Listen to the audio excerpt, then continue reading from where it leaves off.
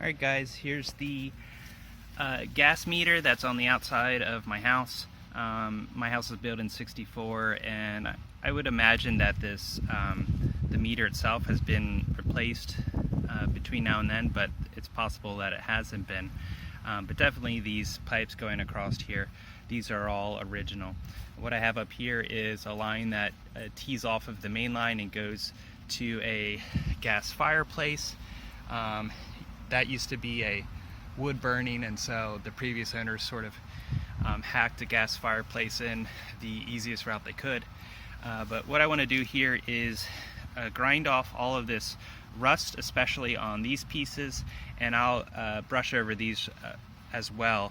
And I'm going to tape off all of the plate and plastic so that way I don't ruin anything. There's also a lot of times a screen on the bottom of these, so I'll check that out. I'm not going to disassemble anything, so I'll leave all of these screws in. And here's where it goes down and goes into my house, and here's where it comes down, it comes from the street and then up from the ground. So this is the second time I've done one of these, so hopefully it goes well and we'll have a nice product. Okay, I got the angle grinder here. I got that on Amazon for maybe 45 bucks. And I have two different types of wire brushes. One is a little bit more for like flat surfaces, hopefully, and then this one is to get into the smaller areas. Both of them were about 4 to 6 bucks.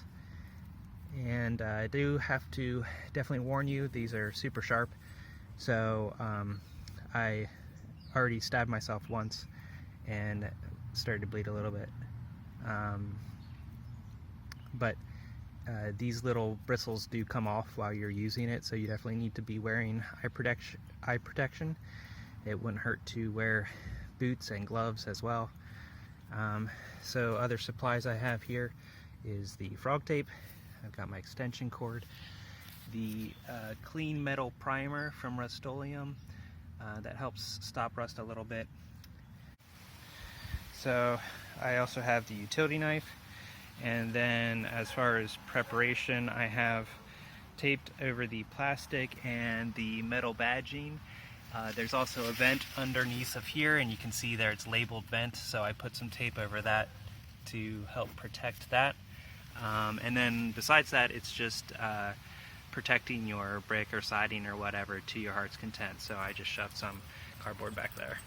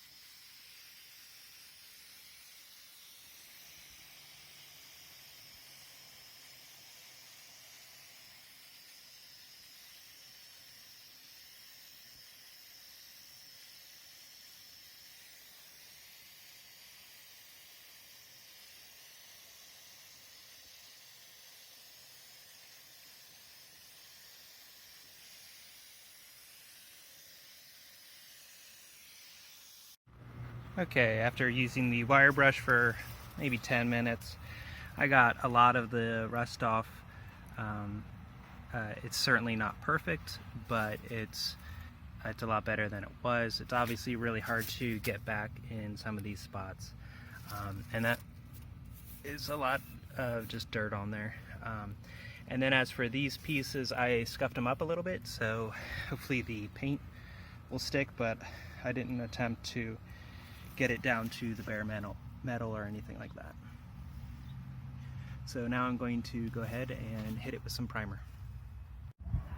Okay, there it is, all primed up. So painter I am not.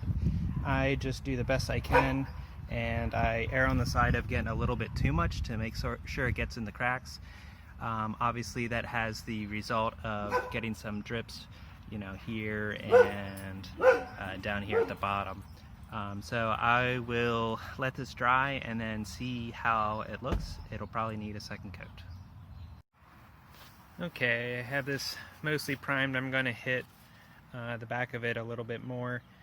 I think one coat's probably okay enough. You can see there's a little bit of dripping there, but it actually it's not too bad. There's also some over here, but all in all it's pretty good. Got a little bit of overspray up here, but yeah, there's some back here. This area I didn't get as good as I should have. So I'm going to hit that again with a little bit of white primer, and then I'll go ahead and do the main color, which I'll show you that when I'm done. But this is already all dry, so we're good to go. Okay, so I've got the rustoleum paint here. It's actually called Smoke Gray that I use for this. This one doesn't actually have the color label, but anyway. So I went ahead and put a coat on most of